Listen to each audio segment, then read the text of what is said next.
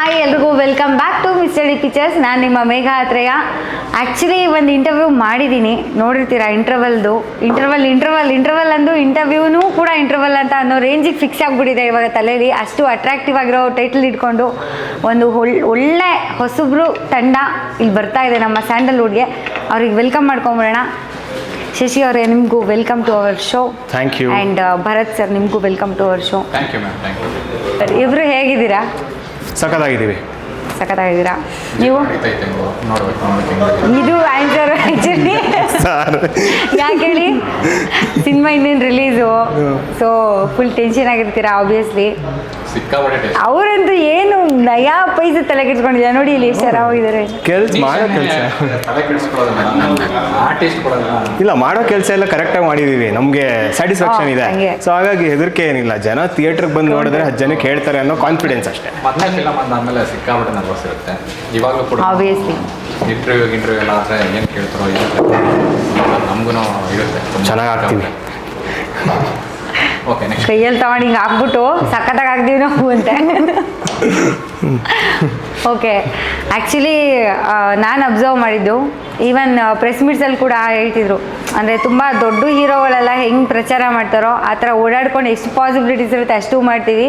ಹಾಗೆ ಹೊಸಬ್ರು ಹೆಂಗೆ ಬೀದಿ ಅಲ್ಕೊಂಡು ಪ್ರಚಾರ ಮಾಡ್ತಾರೋ ಅದೇ ಥರ ಬೀದಿಗಿಳಿದು ಪ್ರಚಾರ ಮಾಡ್ತೀವಿ ಅಂತ. ಆ ಸ್ಪಿರಿಟು ಪಾಸಿಟಿವ್ನೆಸ್ಸು ಇರೋದ್ರಿಂದನೇ ಮೋಸ್ಟ್ಲಿ ಏನು ಟೆನ್ಷನ್ ಇಲ್ಲ ಅವ್ರಿಗೆ ಇವಾಗ. ಏನು ಬೇಕಾದ್ರೂ ಮಾಡೋಣ ಗುರು, ರಿಲೀಸ್ ಆಗೋ ಟೈಮ್ಗೆ ಅನ್ನೋ ಥರ ಫೀಲಿಂಗ್ ಇದೆ. ಪಬ್ಲಿಸಿಟಿ ಅಂದಾಗ ನಾನು ಹೋಗ್ಬೇಕು ಆನ್ಲೈನ್ ಆಗಿ ಆಬ್ವಿಯಸ್ಲಿ. ಸೊ ಜನರ ಹತ್ರ ಮೀಟ್ ಮಾಡುವಾಗಲೇ ಕನೆಕ್ಟ್ ಆಗಕ್ಕೆ ಸಾಧ್ಯ. ಮತ್ತೀಗ ಅವ್ರು ಕೊಟ್ಟಾಗಲೇ ನಮ್ಗೆ ಅನ್ಸೋದು ಓಕೆ ನಾವೇನೋ ಮಾಡಿದ್ವಿ, ಅಲ್ಲಿವರೆಗೂ ನಮ್ಗೆ ಅನ್ಸೋದು ನಿಜ. ನಾವು ಡಿಜಿಟಲಲ್ಲಿ ಎಷ್ಟೇ ಕೊಡ್ಬೋದು ಬೂಮು, ಓಕೆ, ಬಟ್ ಪೀಪಲ್ಸು ಆಫ್ಲೈನಲ್ಲಿ ಮೀಟ್ ಮಾಡಿದಾಗ ಅವ್ರು ಮಾತಾಡೋದು, ಅವ್ರ ವಿಚಾರಗಳು ತುಂಬ ಚೆನ್ನಾಗಿರುತ್ತೆ. ಓಕೆ, ಈಗ ಟೈಟ್ಲು ಬಗ್ಗೆ ಬರೋಣ. ಯಾಕೆ ಇಂಟರ್ವಲ್ ಅಂತ ಇಟ್ಬಿಟ್ಟಿದ್ದೀರಾ? ಅಂದರೆ ಪ್ರತಿಯೊಬ್ಬರು ಲೈಫಲ್ಲೂ ಒಂದು ಇಂಟರ್ವ್ಯೂ ಒಂದೇ ಬರುತ್ತೆ. ಓಕೆ, ಆ ಇಂಟರ್ವಲ್ಲೇ ನಮ್ಮ ಸಿನಿಮಾದ ಕತೆ, ಸ್ಟೋರಿ ಲೈನು. ಸೊ ನಾವು ಅದಕ್ಕೋಸ್ಕರನೇ ಪ್ರತಿಯೊಬ್ಬರು ಲೈಫಲ್ಲಿ ಇಂಟರ್ವಲ್ ಅನ್ನೋದು ತಂದೆ ಬರುತ್ತೆ. ಸೊ ಆ ಕಾನ್ಸೆಪ್ಟ್ ಇಟ್ಕೊಂಡೆ ನಾವೊಂದು ಇಂಟರ್ವಲ್ ಅಂತ ತೊಗೊಂಡಿದ್ವಿ. ಅಂದರೆ ಏಜ್ ಗ್ರೂಪ್ ಏನೈತೆ from 5 years to 30 years 28 years ಆ ಕತೆ ಏನು ತಿಳುವೈತೆ, ಮತ್ತು 90s ಕಿಡ್ಸ್ ಆಗಿರ್ಬೋದು, 20s ಕಿಡ್ಸ್ ಆಗಿರ್ಬೋದು, ಇಬ್ರಿಗೂ ಟಚ್ ಆಗುವಂಥ ಕತೆ ಇದು. ಓಕೆ, ಸೊ ಇಷ್ಟೇ, ಅದಕ್ಕೆ ಇಂಟರ್ವಲ್ ಅಂತ ಇಟ್ಟಿದ್ದೀರಾ. ಕೊನೆಗೂ ಹೇಳಿದ್ರಲ್ಲ ಸರ್, ಥ್ಯಾಂಕ್ ಯು. ನಿಮ್ಮೆಲ್ಲ ಆಶೀರ್ವಾದಗಳು. ಓಕೆ, ಶಶಿ ಅವರೇ, ನೀವು ಈ ಟೀಮ್ಗೆ ಹೆಂಗೆ ಆ್ಯಡ್ ಆಗಿದ್ದು? ನಿಮಗೆ ಯಾರು ಪರಿಚಯ ಇದ್ರು, ಯಾರು ಎಕ್ಸ್ಪ್ಲೈನ್ ಮಾಡಿದ್ರು ಕತೆನ ಹೆಂಗೆ ಅಂತ? ಧನುಷ್ ನಾಗ್ ಅಂತ ಸೇಮ್ ಪ್ರಜ್ವಲ್ ಅವ್ರು ಹೇಗೆ ಇದು ಮಾಡಿದ್ರು, ನನಗೆ ಅವ್ರ ಮುಖಾಂತರ ಅಂದರೆ ಪೋಸ್ಟರ್ ಒಂದು ಬಂತು ನನಗೆ. ಈ ಥರ ನಾನು ಫೋಟೋಸ್ ಎಲ್ಲ ಎಲ್ಲರ ಪಾಲಿನ ಕುಚುಕು ಗೆಳೆಯ ಧನುಷ್ ಅವರೇ. ಧನುಷ್ ಅವ್ರ ಮುಖಾಂತರ ವಾಟ್ಸಪ್ಪಲ್ಲಿ ಲುಕ್ ಟೆಸ್ಟ್ ಇದೆ ಅಂತ ಗೊತ್ತಾಯಿತು. ಸೊ ಹಾಗಾಗಿ ಆ ಲುಕ್ ಟೆಸ್ಟ್ ಕೊಟ್ಟೆ. ಆಗ ಎಲ್ಲ ಥ್ಯಾಂಕ್ಸು ಧನುಷ್ ಅವ್ರಿಗೆ, ನಮ್ಮ ಡೈರೆಕ್ಟರ್ಗೆ, ಮತ್ತು ನಮ್ಮ ಸುಖೇಶ್ ಸರ್ಗೆ. ಲುಕ್ ಟೆಸ್ಟ್ ನಾವು ಕೊಡ್ತೀವಿ, ಎಷ್ಟೋ ಕೊಟ್ಬಿಟ್ಟಿರ್ತೀವಿ, 100 150 ಕೌಂಟ್ಸ್ ಆ ಥರ ಆಗೋಗಿದೆ ನಂದು. ನಮ್ಮಲ್ಲಿ ಕಲೆ ಇದೆ, ಇವರಲ್ಲಿ ನಾನು ಫುಲ್ ಮಾಡ್ಬೋದು ಅನ್ನೋದೆಲ್ಲ ಥ್ಯಾಂಕ್ಸು, ಎಲ್ಲ ಇದನ್ನು ನಾನು ಇವ್ರಿಗೆ ಹೇಳಬೇಕು. ಬಟ್ ನನ್ನ ಕಡೆಯಿಂದ ಹೇಳೋದಾದ್ರೆ ನಾವು ಒಂದಷ್ಟು ಜನ ಮಾಡಿರ್ತೀವಿ. ಸೊ ಬೆಟರ್ ಅಂತ ನಾವು ಹೋಗ್ತೀವಲ್ಲ. ಸೊ ಅದ್ರಲ್ಲಿ ಅನಿಸಿದ್ದು ಬೆಟರ್. ಯಾಕಂದರೆ 2 times ಬಂದು ನಾನು ಕೊಟ್ಟಿದ್ವಿ. ಒಂದ್ಸತಿ ನಾವು ಲಾಂಗ್ ಶಾರ್ಟ್ಸ್ ತೊಗೊಂಡು ನಾವು ಕಳಿಸ್ತೀವಿ. ಸೊ ನನಗೆ ಕ್ಲೋಸ್ ಅಪ್ ಬೇಕು ಅಂತ ನಾವು ಇದು ಮಾಡಿದಾಗ ಮತ್ತೆ ತಿರುಗಿ ಕ್ಲೋಸ್ ಅಪ್ ಬಿಟ್ಟಿಲ್ಲ. ಸೊ ಆಲ್ಮೋಸ್ಟ್ 2 pages ಡೈಲಾಗ್, ಕ್ಲೈಮ್ಯಾಕ್ಸಲ್ಲಿ ಏನು ಡೈಲಾಗ್ ಇತ್ತೋ ಅದು ನಮಗೆ ಇಂಪಾರ್ಟೆಂಟ್ ಸೀನ್, ಸಿನಿಮಾದಲ್ಲೇ ಇಂಪಾರ್ಟೆಂಟ್ ಸೀನ್ ಅದು. ಸೊ ಪ್ರತಿಯೊಬ್ಬರ ಲೈಫಲ್ಲಿ ಎಂತಕ್ಕೆ ಇಂಟರ್ವಲ್ ಅಂತ ನಾವು ಟೈಟಲ್ ಇಟ್ಟಿದ್ವಿ ಅಂದರೆ ಆ ಕ್ಲೈಮ್ಯಾಕ್ಸ್ ನೋಡಲೇಬೇಕು. ಸೊ ಆ ಕ್ಲೈಮ್ಯಾಕ್ಸ್ ಇಂಟರ್ವ್ಯೂನ ತುಂಬ ಚೆನ್ನಾಗಿ ಮಾಡೋದು, ಅದಕ್ಕೋಸ್ಕರ ನನಗೆ ತುಂಬ ಇಷ್ಟ ಆಗಿ ಕ್ಲೋಸಪ್ಸು ಮತ್ತು ಅಲ್ಲೂ ಕ್ಲೋಸಪ್ಪೆಲ್ಲ 3 frames ಏನೋ ನೋಡಿದ್ವಿ. ಓಕೆ, ಸೊ ಒಂದು ಪ್ರೊಫೈಲ್ ಆಗಿರ್ಬೋದು, ಒಂದು side angle, left right same ಟೈಮಲ್ಲಿ ಶೂಟ್ ಮಾಡಿದ ಅಥವಾ ಸಪ್ರೇಟೇ? ಓಕೆ. ಸೊ ಪ್ರೊಫೈಲ್ ಏನು ಕಾಣಿಸುತ್ತೆ ಪ್ರತಿಯೊಂದು ನಾವು ನೋಡಬೇಕಲ್ಲ. ಸೊ DOP ಅವ್ರಿಗೆ ಏನು ಬೇಕು ಏನು ಅಂತ ನಮ್ಗೆ 3 angles ಕೊಡಿ. ಸೊ ಅದಕ್ಕೋಸ್ಕರ ನಾವು 3 angles ನೋಡಿದೆ, ಬೆಸ್ಟ್ ಅನಿಸ್ತು. ಸೊ ಅದಕ್ಕೋಸ್ಕರ ನಾವು ಇದಕ್ಕೊಂದು ಹೇಳ, ಪುಣ್ಯಾತ್ಮ ಎಲ್ಲ ಚಾನಲಲ್ಲಿ ಹೇಳ್ತಿದ್ದಾರೆ. ಅದಕ್ಕೆ ಥ್ಯಾಂಕ್ಸ್. ಇಡೀ ಸಿನಿಮಾಲಿ ಇವರಷ್ಟು ಕಾನ್ಸಂಟ್ರೇಟೆಡ್ ಆಗಿ ಇವರಷ್ಟು ಪ್ರತಿಯೊಂದು ಫ್ರೇಮನ್ನು ನನಗೆ ಹಿಂಗೆ ಬರಬೇಕು ಅಂತ ತಲೆ ಕೆಡ್ಸ್ಕೊ ಇಡೀ ಟೀಮಲ್ಲಿ ಯಾರಾದ್ರೂ ಒಂದು ವಿಚಾರದ ಬಗ್ಗೆ ಒಂದೇ ಕಾನ್ಸಂಟ್ರೇಷನಲ್ಲಿ ತಲೆ ಕೆಡ್ಸ್ಕೊಳ್ಳೋ ಯಾರಾದರೂ ಹಿಂಗೆ ಬೇಕು ಅನ್ನೋರಿದ್ರೆ ಇವರೊಬ್ಬರೇ. ಅಲ್ಲ ಆಬ್ವಿಯಸ್ಲಿ ಡೈರೆಕ್ಟ್ರು ಹೌದೌದು ಅವರಷ್ಟು ತಲೆ ಕೆಡ್ಸ್ಕೊಂಡಿಲ್ಲ ನಾಳೆ ನೀವೆಲ್ಲರೂ ತಲೆ ಕೆಡ್ಸ್ಕೋಬೇಕಾಗುತ್ತೆ ಒಟ್ಟಿಗೆ. ಕರೆಕ್ಟ್ ಅಲ್ಲ? DOP ಅವರು ಸಿಕ್ಕಾಪಟ್ಟೆ ನಮ್ಮನ್ನ ನೋಡಿ ನಾವು ಕೊಡೋ ಹಿಂಸೆನ ನೋಡಿ ಫಿದಾ ಆಗ್ಬಿಟ್ರಾ ಅಥವಾ ಫೈರ್ ಆಗ್ಬಿಟ್ರಾ? ಹಿಂಸೆನ ತಡ್ಕೊಂಡು ಮಾಡೋರು. ಹೌದಾ? ಓಕೆ. ಅರೆ ನೀವು ಅಷ್ಟೊಂದು ಹಿಂಸೆ ಕೊಡೋ ಥರ ಕಾಣಿಸಲ್ವಲ್ಲ, ಯಾವ ಥರ ಅಂದರೆ ನಿಮಗೆ ತುಂಬ ಹಾರ್ಶ್ ಆಗಿ ಇತ್ತಾ ಕಮಾಂಡಿಂಗ್ ಎಲ್ಲ ಅಥವಾ ಮೊದಲನೇ ಫಿಲಮ್ ಹಂಗೆಲ್ಲ ತೋರಿಸಿ ಇಲ್ಲ ಇಲ್ಲ ಆ್ಯಕ್ಚುಲಿ ತುಂಬ ಮಗು ಮನ್ಸಿವ್ರು. ಓಕೆ ಜಾಸ್ತಿ ಈಗ ಹೇಳಿ ನಿಂದು ತಾಯಿ ಗುಣ. ಇನ್ನೂ ಒಂದು 4 ಫೋಟೋ ಓದಿರ್ಬೋದು. ಇಲ್ಲ ಆ್ಯಕ್ಚುಲಿ ಜೋಕ್ಸ್ ಅಪಾರ್ಟ್ ಅವರು ಮುರಳಿ ಸರೇ ಹೇಳಿದ್ರಲ್ಲ ಪ್ರೆಸ್ ಮೀಟ್ ಅಲ್ಲಿ ಬಗ್ಗೆ ಹೇಳಿದ್ರು. ಇಡೀ ಇಂಡಸ್ಟ್ರಿನೇ ಅವ್ರನ್ನ ತುಂಬಾ ಸ್ವೀಟ್ ಅಂತ ಅಂತಾರೆ. ಅವ್ರು ನಿಮ್ಮನ್ನ ಸ್ವೀಟ್ ಅಂದ್ರು ಅಂದ್ರೆ ಆಬ್ವಿಯಸ್ಲಿ ನೀವು ಸ್ವೀಟೇ. ಇಲ್ಲ ಅವ್ರು ತುಂಬ ಟ್ರೈಲರ್ ನೋಡಿ ತುಂಬ ಇಷ್ಟಪಟ್ಟರು. ಸಾಂಗ್ಸು ಪ್ಲೇ ಮಾಡಿದಾಗ ಅದನ್ನು ನೋಡಿ ತುಂಬ ಇಷ್ಟಪಟ್ಟರು. ಮತ್ತು ಈಗ DOPಗೂ ಕೂಡ ಅಪ್ರಿಷಿಯೇಟ್ ಮಾಡಿದ್ರು. ತುಂಬ ತುಂಬ ಚೆನ್ನಾಗಿ. ಓಕೆ. ಸೊ ತುಂಬ ಅಪ್ರಿಷಿಯೇಟ್ ಮಾಡಿದ್ರು. ಮತ್ತೀಗ ಒಳ್ಳೆ ಮನಸ್ಸಿಂದ ಆಶೀರ್ವಾದ ಮಾಡ್ತಾರೆ. ಸೊ ಸಕ್ಸಸ್ ಆಗುತ್ತೆ ಅನ್ನೋ ಒಂದು ಕಾನ್ಫಿಡೆಂಟ್ ತುಂಬ ಇದೆ. ಓಕೆ. ಈಗ ಒಂದು ಸೀರಿಯಸ್ ಕ್ವೆಶನು ಏನಂದರೆ ಇದರಲ್ಲಿ ಟ್ರೈಲರಲ್ಲಿ ಇವಾಗ ನಾವು ಶಶಿ ಅವ್ರನ್ನ ನೋಡಿದ್ವಿ. ಹೌದು, ನಿಮ್ಮ ರೋಲ್ ಹೆಸರೇನು? ಗಣೇಶ್ ಎಸ್. ಗಣೇಶ್ ಎಸ್. ಆ ಗಣೇಶ್ ಎಸ್ ರೋಲ್ಗೂ ಶಶಿ ರಿಯಲ್ ಲೈಫ್ದು ಎಷ್ಟೊಂದು ಕನೆಕ್ಟಿವಿಟಿ ಇದೆ ಅಂತ ಅದನ್ನೇ ತೊಗೊಂಡು ಮಾಡಿದ್ದೀರಾ ಅಂತ? ಇಲ್ಲ ಇಲ್ಲ, ಅದನ್ನು ನೀವು ಅವ್ರನ್ನೇ ಕೇಳಬೇಕು. ಅವ್ರು ನಿಜವಾಗ್ಲೂ ಸೀರಿಯಸ್ ಆಗ್ಬಿಟ್ಟು ಏನಪ್ಪ ರಿಲೇಟಿವಿಟಿ ಹೇಳಪ್ಪ, ಯಾಕೋ ಇದು ಇಂಟರ್ವ್ಯೂ ಥರನೇ ಹೋಗ್ತಾ ಇದೆಯಲ್ಲಪ್ಪ ಅನ್ಸ್ಬಿಡ್ದೆ ನನಗೆ ಫಸ್ಟ್ ಕ್ವಶನ್ನು. ಸಿಗೋವರೆಗೂ ನಮ್ಗೆ ಗೊತ್ತಿಲ್ಲ ಏನೇನು ಮಾತಾಡ್ತಿರ್ಬೋದು, ಏನೇನು ಲೀನಿಯನ್ಸ್ ಬಂದಿರೋದು. ಸೊ ಆಫ್ಟರ್ 1 year ಆ ಲೀನಿಯನ್ಸ್ ಐತೆ ನಮ್ಗೆ. ಬಟ್ ಬಿಫೋರ್ ದಟ್ ಇವ್ರು ಯಾರು ಅಂತ ನಮ್ಗೆ ಗೊತ್ತಿಲ್ಲ, ನಾವು ಯಾರು ಅಂತ ಇವ್ರು ಗೊತ್ತಿಲ್ಲ. ಓಕೆ. ಎರಡನೇದೇನಂದರೆ ಒಂದು ಹೊಸ ಪ್ರೊಡಕ್ಷನ್ ಹೌಸು ಅಥವಾ ಹೊಸ ಡೈರೆಕ್ಟರ್ ಮಾಡ್ತಾರೆ ಅಂದಾಗ ಆರ್ಟಿಸ್ಟ್ಗೂ ತಲೆ 108 ಓಡ್ತಾ ಇರುತ್ತೆ.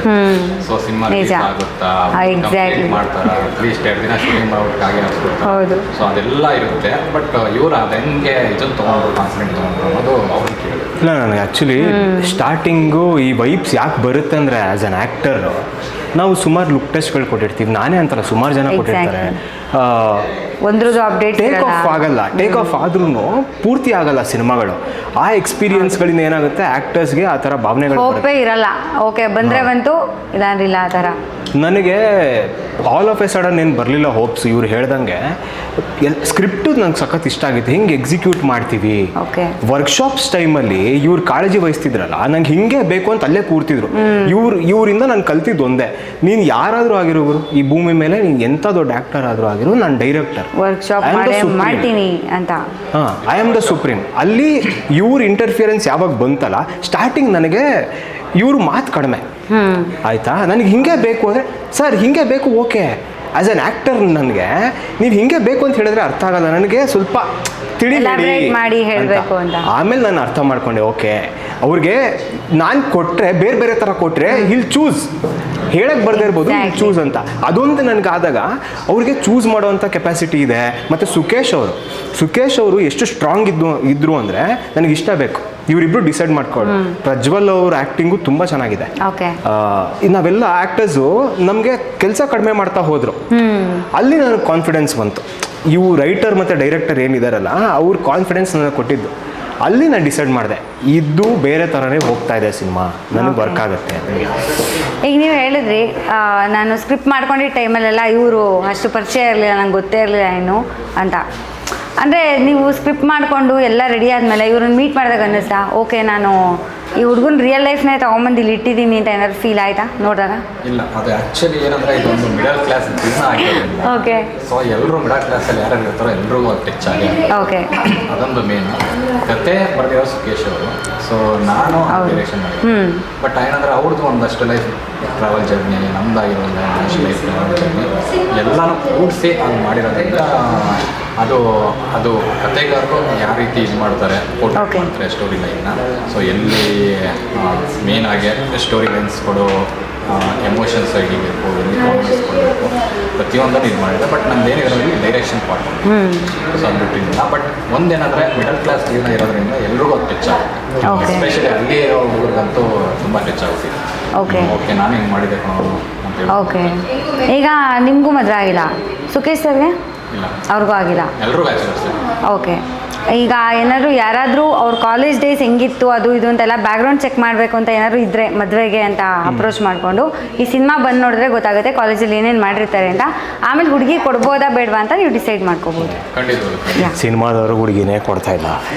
ಅಯ್ಯೋ ಭಗವಂತ, ನಾವು ಮೊಟ್ಟೆ ಎಷ್ಟು ಉರಿಸ್ತಾರೋ ಯಾಕೆ ಮೇಡಮ್? ಇಲ್ಲ ಬಿಡಿ, ಈ ಸಿನಿಮಾ ರಿಲೀಸ್ ಆದ್ಮೇಲೆ ಮೋಸ್ಟ್ಲಿ ತುಂಬ ಆಫರ್ಸ್ ಬರ್ಬೋದು ಅನ್ಸುತ್ತೆ. ಆದರೂ ಶಶಿ ಅವ್ರು ಹೇಳ್ತಿರೋದು ಸುಳ್ಳು ಅಂತ ಅನ್ನಿಸ್ತಾ ಇದೆ ಅಲ್ವಾ? ಗೊತ್ತಾಗ್ತಿದೆ, ಫೇಸಲ್ಲೇ ಗೊತ್ತಾಗ್ತಿದೆ ನಮಗೆ ಆ vibes. Thank you.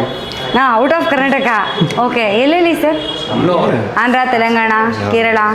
Out of Karnataka ಅಂದರೆ ಸೀರಿಯಲ್ ನೋಡಿರ್ತಾರಲ್ಲ, ಸೊ ಹಾಗಾಗಿ ಯಾವ ಫ್ಯಾನ್ಸ್ ಅಷ್ಟೇ, ಅವರು ಪಾತ್ರವಾಗಿ ಓಕೆ ಎಲ್ಲೇ ಕಂಡು ಹಿಡಿದ್ಬಿಟ್ಟು ಸೆಲ್ಫಿ ಸರ್ ಅಂತ ಓಕೆ. ಪಾತ್ರ ಕ್ಯಾರೆಕ್ಟರ್ ತುಂಬ ಇಂಪಾರ್ಟೆಂಟ್. ಈಗ ಸಾಂಗ್ಸ್ ಕೂಡ ತುಂಬ ಚೆನ್ನಾಗಿ ಫೀಲ್ ಆಗ್ತಾ ಇದೆ. ಒಂದು ಈಗ ತಾನೇ ಜಸ್ಟ್ ಅಪ್ಡೇಟ್ ಬಂತು ನಮಗೆ, ಟ್ರೆಂಡಿಂಗಲ್ಲಿದೆ ಸಾಂಗು. ಆ್ಯಕ್ಚುಲಿ ನಿಮ್ಮಿಂದ ಗೊತ್ತಾಗಿದ್ದು ತುಂಬ ಖುಷಿ ಆಯಿತು. ಅದು ನಾವು ಯಾವಾಗಲೂ ಮಿರಾಕಲ್ಸ್ನ ಟ್ರಸ್ಟ್ ಮಾಡ್ತೀವಿ. ನಮ್ಮ ಟೀಮಲ್ಲಿ ಸುಖೇಶ್ ಸರ್ ಆಗಿರ್ಬೋದು, ಇವರು ನಾವೆಲ್ಲ ನಮ್ಮ ಟೀಮು ಮಿರಾಕಲ್ಸ್ ಮೇಲೆ ತುಂಬ ಮಾತಾಡ್ತೀವಿ, ಮ್ಯಾನಿಫೆಸ್ಟ್ ಮಾಡ್ತಿರೋದೇ ಅದೇ.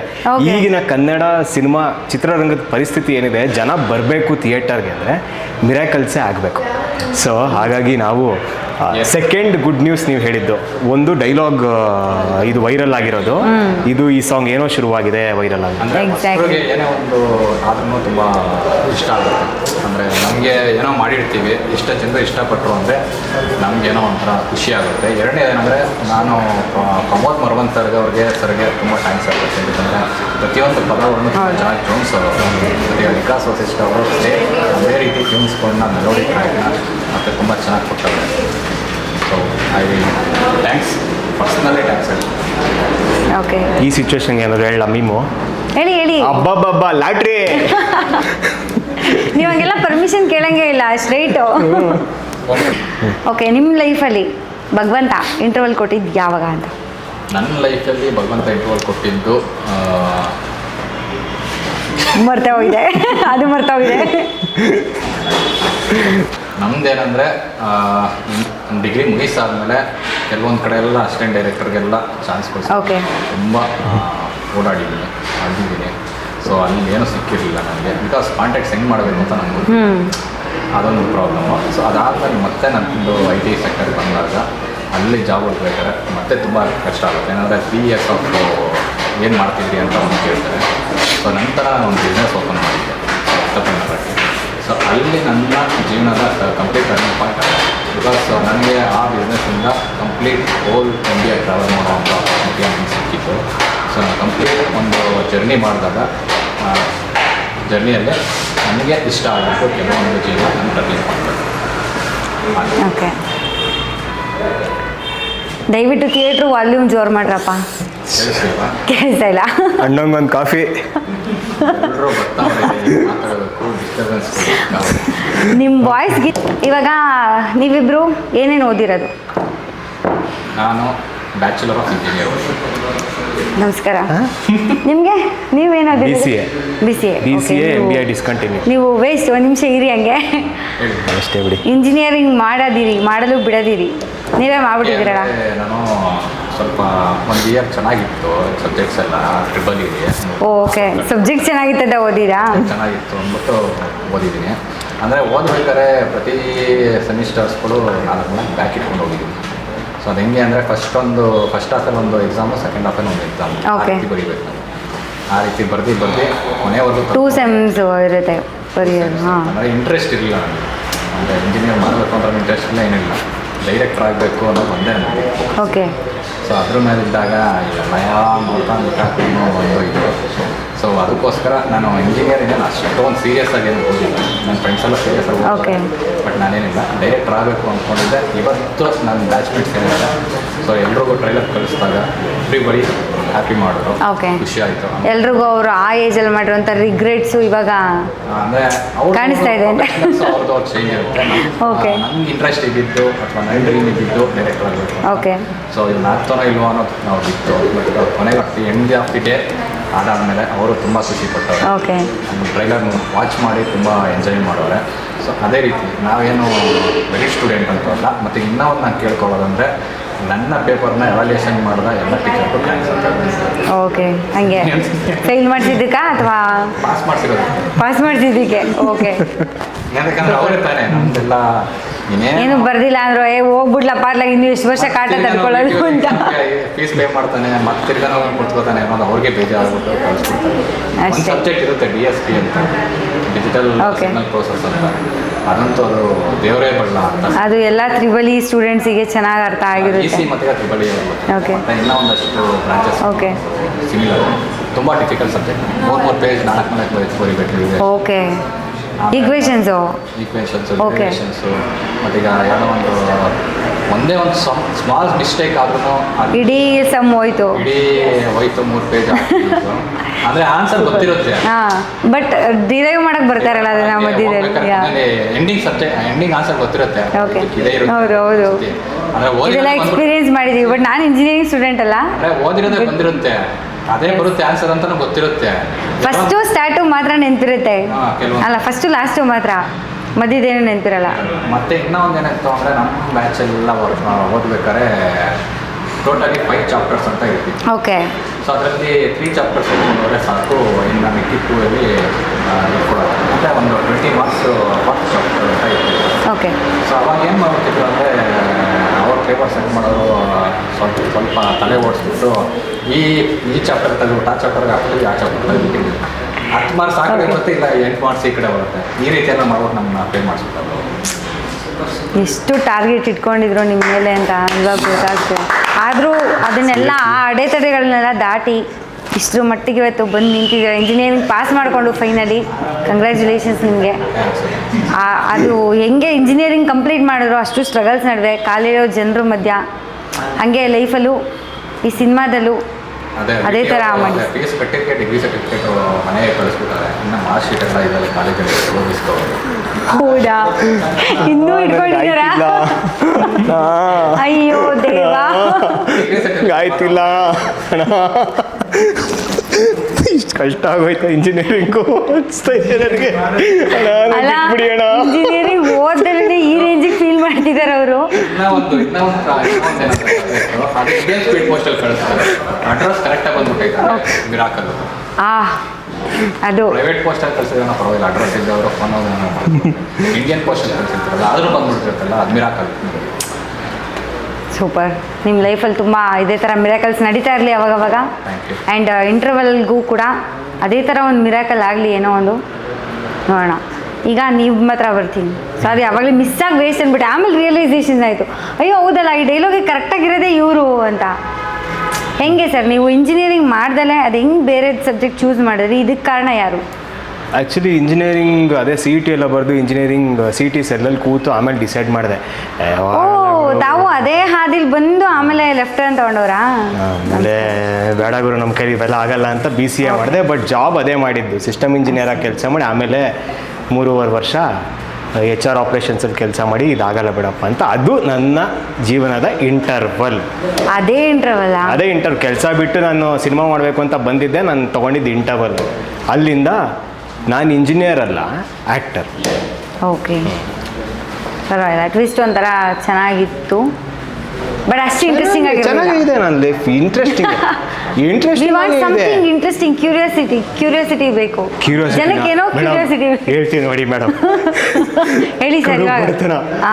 ಬಡತನ ಮಿಡಲ್ ಕ್ಲಾಸ್ ಫ್ಯಾಮಿಲಿನಿ, 2 ಮಕ್ಕಳು ಮೇಡಮ್. ನಾನು ದೊಡ್ಡವನು, ನನ್ನ ತಂಗಿ ಚಿಕ್ಕವಳು. ಎಲ್ಲ ಏನಿದೆಯೋ ಇರೋ ಬರೋದು ಉಂಡಿಲಿರೋ ಕಾಸು, ದೇವ್ರ ಮನೇಲಿರೋ ಕಾಸು ಎಲ್ಲ ಇದು ಮಾಡಿ ಇಂಜಿನಿಯರಿಂಗ್ ಸೇರಿಸ್ತೀನಿ ಅಂದರು ಮೇಡಮ್. ನಾನು ಬೇಡ ಅಂತ CET ಸೆಲ್ಲಿಂದ ಹೊರಗಡೆ ಬಂದು BCAಗೆ ಸೇರಿಕೊಂಡೆ ಮೇಡಮ್. ಅಲ್ಲಿಂದ ಜೀವನ ಉದ್ಧಾರ ಆಯಿತು ನೋಡಿ ಮೇಡಮ್. ನಾನು ಕಾಲೇಜ್ಗೇನೋ ಸೇರಿಕೊಂಡೆ ಮೇಡಮ್, ಕ್ಲಾಸ್ಗೆ ಹೋಗಲಿಲ್ಲ ಮೇಡಮ್. ಓಕೆ ತುಂಬ ಕಷ್ಟ ಆಯಿತು ಮೇಡಮ್. ಆಮೇಲೆ ನೀವು ಹುಡ್ದಾಗ ನೀವು ಮಾತಾಡೋಕ್ಕೂ ಬರ್ತಿರ್ಲಿಲ್ಲಂತೆ? ಹೌದಾ? ಹೌದು ಮೇಡಮ್, ಬರ್ತಾ ಇರಲಿಲ್ಲ, ಮಾತಾಡೋಕ್ಕೆ ಬರ್ತಾ ಇರಲಿಲ್ಲ ಮೇಡಮ್. ತುಂಬ ಕಷ್ಟ ಆಗ್ತಾಯಿತ್ತು. ಜನ ಎಲ್ಲ ಏನು ಮಗುಗೆ ಮಾತೇ ಬರಲ್ವಲ್ಲ ಅಂತ ಇದ್ರು ಮೇಡಮ್. ಇವಾಗ ನೋಡಿ ಮಾತೇ ನಿಲ್ಲಿಸ್ತಾ ಇಲ್ಲ. ಇವಾಗ ಏನಂತಾರೆ ಸರ್ ಅದೇ ಜನ? ಹಾ? ಇವಾಗ ಅದೇ ಜನ ಏನಂತ? ಇವಾಗ ಅದೇ ಜನ ಏನಂತಾರೆ ಅಂದರೆ ಮಾರ್ಚ್ 7ನೇ ತಾರೀಕು ಇಂಟರ್ವಲ್ ಸಿನಿಮಾ ಬರ್ತಾ ಇದೆ ನೋಡ್ತೀನಿ ಅಂತಾರೆ. ಶಶಿಗೆ ಎಕ್ಸ್ಟ್ರಾ ಪೇಮೆಂಟ್ ಎಕ್ಸ್ಟ್ರಾ ಪೇಮೆಂಟ್ ನಮಗೆ ಪೇಮೆಂಟ್ ಓಕೆ ಸರ್, ಇವಾಗ ಟೆಕ್ಸ್ಟ್ ಬುಕ್ ಸಾಂಗು ಮತ್ತು ಟ್ರೈಲರ್ ಎರಡೂ ನೋಡಿದಾಗಲೂ ಅಷ್ಟೇ ಫುಲ್ ಮಜಾ ಇದೆ ಸಿನಿಮಾದಲ್ಲಿ ಅಂತ ಮಾತ್ರ ಕ್ಲಿಯರಾಗಿ ಗೊತ್ತಾಯಿತು. ಅಂದರೆ ನಾನು ಅಂದ್ಕೊಂಡಿರೋ ಪ್ರಕಾರ ಫಸ್ಟ್ ಹಾಫ್ ಫುಲ್ ಮಜಾ, ಆಮೇಲೆ ಸೆಕೆಂಡ್ ಹಾಫ್ ಗೊತ್ತಲ್ಲ ಆಫ್ಟರ್ ಡಿಗ್ರಿ ಏನೇನು ಬ್ಯಾಂಡ್ ಬಜಾ ಆಗುತ್ತೆ ಲೈಫಲ್ಲಿ ಅಂತ ಅದೆಲ್ಲ ತೋರಿಸಿದ್ದೀರಾ. ಸೆಕೆಂಡ್ ಹಾಫು ಕೂಡ ಮಜಾನೇ ಇದೆ. ಓಕೆ, ಲಾಸ್ಟ್ 20 ಮಿನಿಟ್ಸ್ ಏನಾಗುತ್ತೆ ಆ ಟರ್ನಿಂಗ್ ಆಫ್ ಸಿನಿಮಾ ಅಂದರೆ ಸ್ಟೋರಿ ಲೈನ್ ಇರಲೇಬೇಕು, ಕಂಟೆಂಟ್ ನಾವು ಕೊಡ್ತೀವಿ. ಸೊ ಕಂಟೆಂಟ್ ಅಂದರೆ ಎಂಡಿಂಗ್ ಇರಲ್ಲ, ಸ್ಟಾರ್ಟಿಂಗ್ ಇರಲ್ಲ, ಎಂಡಿಂಗ್ ಇರಲ್ಲ. ಸಿನಿಮಾ ಸ್ಟೋರಿ ಅಂತ ಬಂತು ಅಂದರೆ ಸ್ಟಾರ್ಟಿಂಗು ಕ್ಯಾರೆಕ್ಟರ್ ಹೇಗೆ ಡೆವಲಪ್ ಮಾಡ್ತೀರಾ ಮತ್ತು ಆ ಕ್ಯಾರೆಕ್ಟರ್ ಏನು ಬ್ಯಾಕ್ಗ್ರೌಂಡ್ ಐತೆ ಪ್ರತಿಯೊಂದೂ ತೊಗೊಂಡು ಕ್ಲೈಮ್ಯಾಕ್ಸಲ್ಲಿ ಏನು ಆಗುತ್ತೆ ಅನ್ನೋದು ಇಂಪಾರ್ಟೆಂಟ್. ಓಕೆ, ಕಂಟೆಂಟ್ಗೂ ಸ್ಟೋರಿ ಲೈನ್ಗೂ ಇರೋ ಡಿಫ್ರೆನ್ಸ್ ಇದೆ. ನಾವು ಸಿನಿಮಾ ಮಾಡ್ತಾ ಇದ್ದೀವಿ ಅಂತ story line important. Story line so ನಾವು ಕೊಡ್ತಿರೋದು ಅಥವಾ ನಾವು ಮಾಡಿರೋ story line basis not the content. So ನಾವೇನು ಮಾಡ್ತೀವಿ ಅಂದರೆ ಈ ಕಂಟೆಂಟು ಮತ್ತು ಸ್ಟೋರಿ ಲೈನ್ ಎರಡು ಮಿಕ್ಸ್ ಮಾಡ್ಕೊಳ್ತೀವಿ. ಸೊ ನಮಗೇನಂದರೆ ಸಿನಿಮಾ ಅಂದರೆ ಸ್ಟೋರಿ ಲೈನ್ ಅಂದರೆ ಪ್ರತಿಯೊಬ್ಬರೂ ಹೇಳೋದು ಅದೇ ಅನಿಸುತ್ತೆ ನನಗೆ.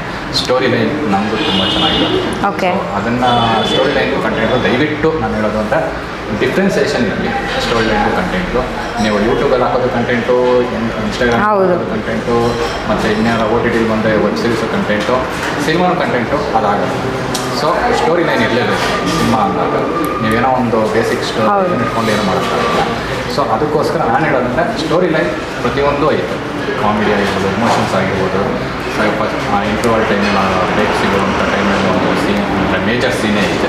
ಸೊ ಏನಕ್ಕೆ ಪ್ರಾಬ್ಲಮ್ ಆಯಿತು ನಮಗೆ ಅಂತ ಮತ್ತೆ ತಿರ್ಗಾ ಎಂಡಿಂಗ್ ಬಂದಾಗ ಆ ಕ್ಲೈಮ್ಯಾಕ್ಸಲ್ಲಿ ನಡೆಯುವಂಥ ಕೆಲವೊಂದು ಸನ್ನಿವೇಶಗಳು ಪ್ರತಿಯೊಂದು ತುಂಬ ಚೆನ್ನಾಗಿದೆ.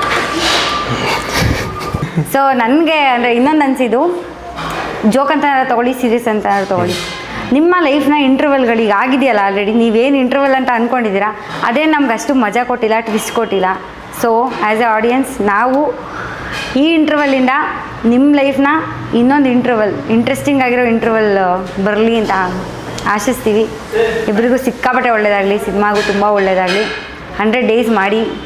ಖಂಡಿತವಾಗ್ಲೂ 100 days ಆದರೆ ಖಂಡಿತವಾಗ್ಲೂ ನಾವು ನಿಮ್ಮನ್ನು ಖಂಡಿತವಾಗ್ಲೂ ಎಲ್ಲರೂ ಮೀಡಿಯಾ ಕಳಿಸಿ ಪೇಟ ಹಾಕಿ ಶಾಲ್ ಹಾಕಿ ಸನ್ಮಾನ ಮಾಡಿ. ಹಾಂ, ಸನ್ಮಾನ ಮಾಡಿ. Thank you sir. ಕೊಟ್ಟು ನಾನು ಆಲ್ರೆಡಿ ಇಮ್ಯಾಜಿನೇಷನ್ಗೆ ಹೋಗ್ಬಿಟ್ಟೆ. Thank you so much. ನೀವು ಬಂದು ಸಿನಿಮಾ ನೋಡಿದ್ರೆ 100% ನಮಗದು ಪಾಸಿಟಿವ್ ನೆಗೆಟಿವ್ ಏನಾದರೂ ಒಂದು ಭಾವನೆ ಹುಟ್ಟಾಕಿದ್ರೆ ಜನರ ಮಧ್ಯೆ ಆ್ಯಸ್ ಎ ಪ್ರೆಸ್ ಮೀಡಿಯಾ ನೀವು ಬಂದು ಜನರ ಮನಸ್ಸಲ್ಲಿ ಒಂದು ಭಾವನೆ ಹುಟ್ಟಾಕಿದ್ರೆ ಅಟ್ಲೀಸ್ಟ್ ಅವ್ರು ಹೆಂಗಾದರೂ ಮಾಡಿ ನಮ್ಮ ಥಿಯೇಟರ್ಸಿಗೆ ಬರ್ತಾರೆ ಅನ್ನೋದು ನಮ್ಮ ಭಾವನೆ ಅಷ್ಟೇ.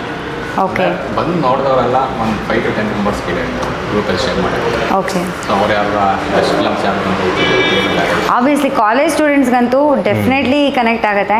ಆ್ಯಂಡ್ ಕಾಲೇಜ್ ಮುಗಿಸಿ ಈಚೆ ಬಂದು ಕೆಲಸ ಹುಡುಕ್ತಿರೋರ್ಗಂತೂ ಇನ್ನೂ ಚೆನ್ನಾಗಿ ಕನೆಕ್ಟ್ ಆಗುತ್ತೆ. ಅದು ಗೊತ್ತಾಯಿತು. ಸಿಕ್ಕಾಪಟ್ಟೆ ಕನೆಕ್ಟ್ ಆಗುತ್ತೆ ಅಂತ. ಸೊ ಎಲ್ಲನೂ ನಾವು ಆಲ್ಮೋಸ್ಟ್ ಏನು ನನ್ನ 90s ಸ್ಟೂಡೆಂಟ್ಸ್ 2000 ಜನರೇಷನ್ ಎರಡೂ ಆ್ಯಂಡ್ ಇಂಟರ್ವಲ್ ಆದಮೇಲೆ ನಿಮ್ದೊಂದು ಲವ್ ಸ್ಟೋರಿ ಓಪನ್ ಆಗುತ್ತಲ್ಲ, ಅದ್ರ ಬಗ್ಗೆ ಹೇಳಿ ಸ್ವಲ್ಪ ನೋಡೋಣ. ಇಲ್ಲ, ಕಾಲ್ಪನಿಕ ಅಲ್ಲ, ಮೊಬೈಲೇ ಕೊಟ್ಬಿಡ್ತೀನಿ, ನೀವು ನೋಡ್ಕೊಳ್ಳಿ. ದೇವ್ರೆ, ಎಷ್ಟು ಇನ್ನೋಸೆಂಟು, ಎಷ್ಟು ಮುಗ್ಧತೆ ಅಥವಾ ಎಷ್ಟು ಕ್ಲಾರಿಟಿ ಕೊಡೋಕ್ಕೆ ಟ್ರೈ ಮಾಡ್ತೀವಿ. ನೀವು ಆ್ಯಕ್ಚುಲಿ ಒಂದು ಮಾತು ತುಂಬ ಚೆನ್ನಾಗಿ ಹೇಳಿದ್ರಿ, ನನಗೆ ಇಷ್ಟ ಆಯಿತು. ಇಲ್ಲಿವರೆಗೂ ನಿಮ್ಮ ಲೈಫ್ ಇಂಟರ್ವಲ್ಸ್ ಏನಿದೆಯೋ ಅದಷ್ಟು ಇಂಟ್ರೆಸ್ಟಿಂಗ್ ಆಗಿರಲಿಲ್ಲ, ಬಟ್ ಇಲ್ಲಿಂದ ನಿಮ್ಮ ಇಂಟರ್ವಲ್ ಸಿನಿಮಾ ರಿಲೀಸ್ ಆದಮೇಲೆ ನಿಮ್ಮ ಲೈಫ್ ತುಂಬ ಇಂಟ್ರೆಸ್ಟಿಂಗ್ ಆಗಿರುತ್ತೆ ಅಂತ ನೀವು ಒಳ್ಳೆ ಮಾತುಗಳನ್ನು ಹೇಳಿದ್ರಿ. ಫಿಂಗರ್ಸ್ ಕ್ರಾಸ್, ನೋಡೋಣ. Thank you sir, thank you for that. ಹೋಗ್ತಾ ನಮ್ಮ ಇಂಟರ್ವ್ಯೂ ತುಂಬ ಎಮೋಷನಲ್ ಆಗ್ತಾ ಇದೆ. ಇನ್ನೇನು ಸಿನಿಮಾ ರಿಲೀಸ್ ಡೇಟ್ ಹತ್ರ ಬಂತಲ್ಲ ಮೇಡಮ್, ದಯವಿಟ್ಟು ಬಂದು ಥಿಯೇಟ್ರಲ್ಲೇ ನೋಡಿ. ನೀವು ಈ ಥರ ಕೇಳಿದ್ರೆ ಯಾರು ಬರಲ್ಲ. ನಿಮ್ಮ ಲೇಡಿ ಫ್ಯಾನ್ಸ್ ಇದ್ದಾರಲ್ಲ ಅವ್ರಿಗೆಲ್ಲ ಒಂದು ಸ್ವಲ್ಪ ಜೋಶಲ್ಲಿ ಹೇಳಿ, ಪ್ರೀತಿಯಿಂದ ಕರೀರಿ, ಬರ್ತಾರೆ. ಹಾಂ, ಹಾಯ್ ಗರ್ಲ್ಸ್, ಹಾಂ, ಮಾರ್ಚ್ 7ನೇ ತಾರೀಕು ಇಂಟರ್ವಲ್ ಸಿನಿಮಾ ರಿಲೀಸ್ ಆಗ್ತದೆ. ಇನ್ನೊಂದು ಸ್ವಲ್ಪ ರೊಮ್ಯಾನ್ಸ್ ಬೇಕು. We want some more.